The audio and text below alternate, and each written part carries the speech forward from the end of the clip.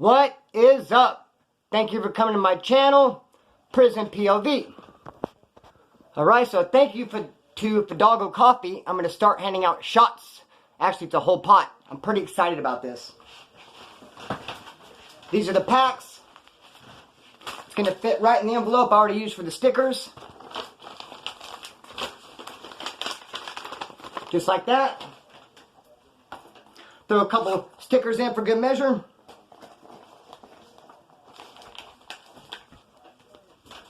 Prison POV, Splinter in the Slayer font. Throw it in the envelope. There you go. But there's a catch. It has to go down a certain way, man. You can't just email. Oh, no. You can email. Someone did email me their address, and I just shot them out some stickers. But you can't shoot them on Instagram. You cannot give me your address on Instagram and ask for stickers or the coffee, because what happens is people come in afterwards and leave messages, then I can't find those. For instance, I had a message with somebody. I was talking with somebody about this bottle he sent, and when I got it, I'm going to go look back for that conversation, and I couldn't even find it. So it's hard to find past messages. How it works perfect is like this dude right here. Homeboy Brian from Philly. He wrote me. He sent me 4 stickers. 2 are right here. 2 are on my guitar case.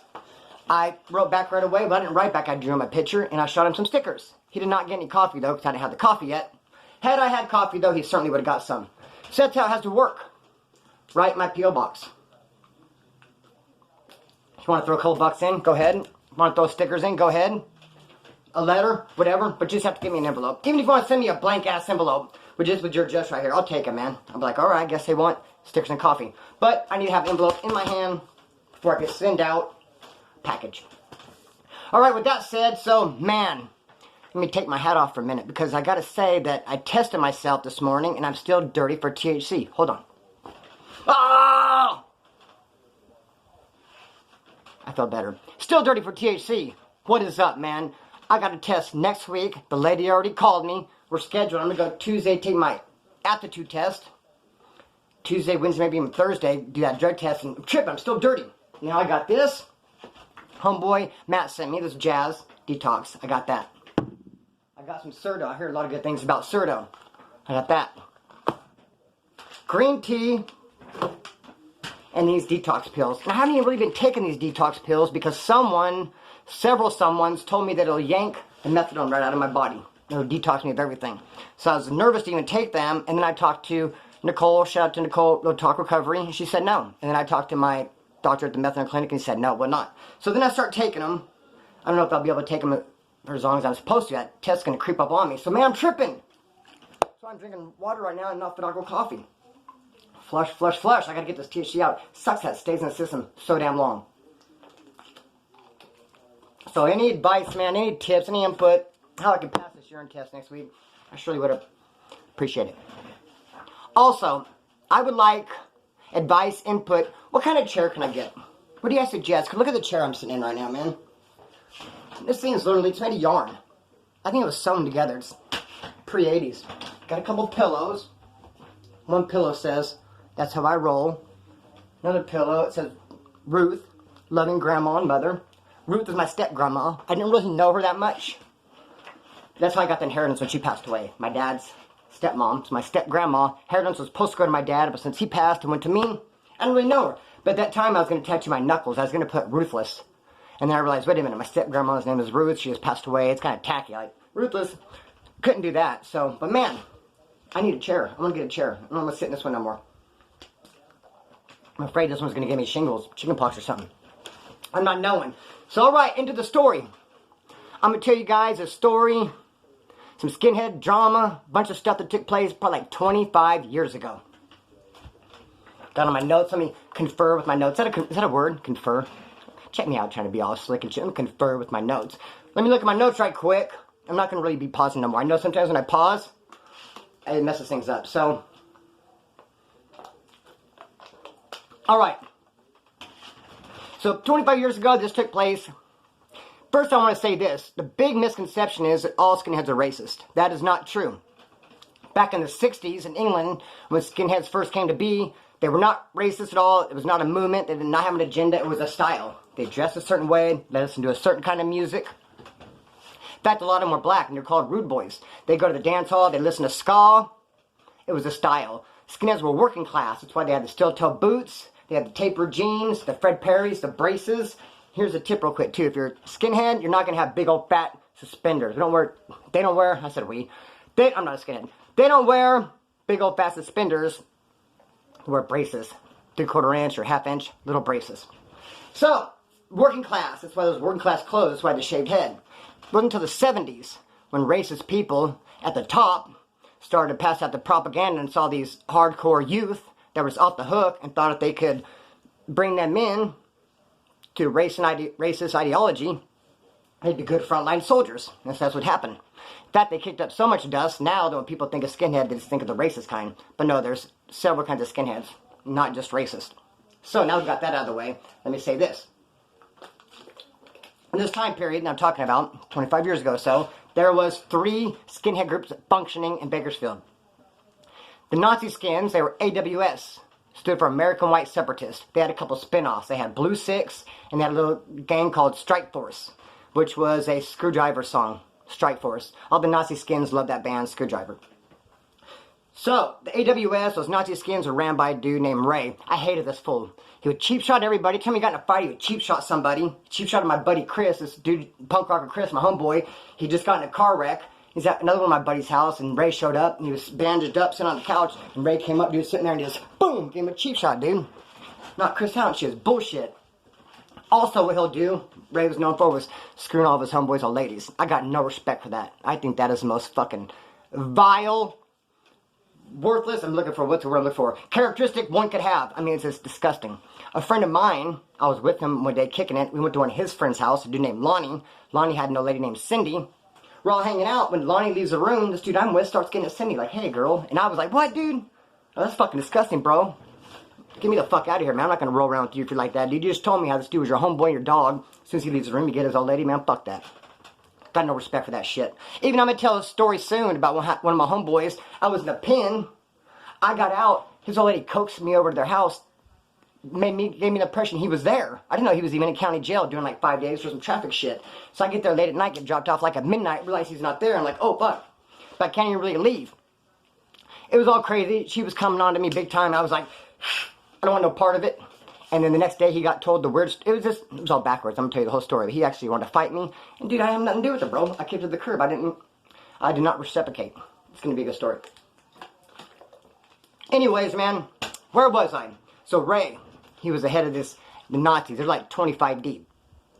Also, there was a group called the Sharps. Skinheads Against Racial Prejudice. They're really, really deep. In fact, they were in the local newspaper. The Bakersfield, California ran a piece on them.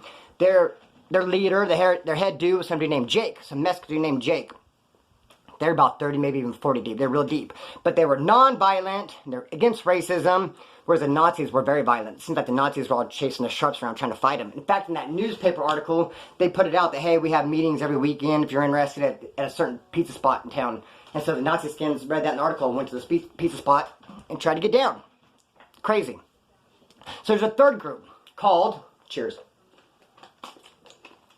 a third group called Traditional Skins. These guys do not have an agenda. They're not part of a movement. They're not racist or non-racist. They're traditional skins. They're into it for the style, for the dress, for the music. They like the boots and braces. Fred Perry's, Ben Sherman's. I think they're called Ben Sherman's. Levi Stay Pressed, button-down collars, buttons up, the V-necks, the sleeveless sweatshirts, the whole nine. Snap caps. They're into it for the dress and the music. My best friend at the time, Chad Brown, he was one of those traditional skins. Real good dude. I don't know why I gave his last name, Chad Brown. Don't matter. I mean, he's nobody now. He's a dad working in oil field somewhere. But it just, you know, some people, their name, you see their first name, their last name kind of rolls with it and kind of goes together. Anyway, there's a zillion Chad Browns on there. Anyway, no relation to Charlie Brown, the cartoon character, by the way. Anyhow, and there's another traditional skinhead, and I'm not going to drink no more water. His name was Roger. And this dude was black. He was a black skinhead. Chad knew him real good. I met this dude a couple times. He spoke with an English accent. It was the craziest thing in the world. It's all proper, like English. He was tall. He was a big-ass dude. And he was always fighting everybody. Everyone knew him. I got the impression he had a lot of enemies. It seems like he was always fighting. But he wasn't running. People run from him. Like I say, he's a big-ass dude. He was tall. He was kind of buff. And I always heard about him. He got the kick. He still took boots. Always heard about him fucking people up. Chad knew him real good. Like I said, I met him a couple times. Now, Roger was friends with this dude named Ripper. He was a suicidal. Now, I'm going to do a video on the suicidals soon. At this time, they're very, very deep in Bakersfield, the suicidals. They're just known for being off the freaking hook. They're about 20 deep or so. And one of the main ones was a dude named Ripper. And Ripper and Roger were, I don't know if they're good friends, but they were buddies. Somehow, they had a falling out, though. Ripper, the suicidal, got mad at that black traditional skinhead, Roger. Decided to go over there, handle his business. He took a handful of Nazi skins with him. 3 that I could think of. I think it might have been 4, but I can only picture 3 of their faces, and I know 3 of their names. I'm not going to say, I'll tell you one of their names in a minute, because the story calls for it. Anyways, Ripper got mad, the suicidal, at this black skinhead Roger's traditional skin, took some Nazi skins over there. He also took this other suicidal named Jimbo. So they went over there 5 or 6 deep. Roger lived in an upstairs apartment. They went over there, kicked the door and whatever, and just started beating down with bats. Started attacking Roger with bats. All of them. From what I heard, Roger was doing pretty good, holding his own, but Roger wasn't alone. His wife was there with him. I forgot her name. Another skinhead chick. And then another skinhead chick who I knew pretty good named Jennifer. Now, Jennifer used to be with my buddy Chad Brown, but now she's with this dude named Steve-O, another traditional skin. I'll tell you about him. This dude was crazy. He liked to fight more than anybody I ever met. This dude, he walked around with his fucking fist clenched. Off the hook. He was a bad mofo.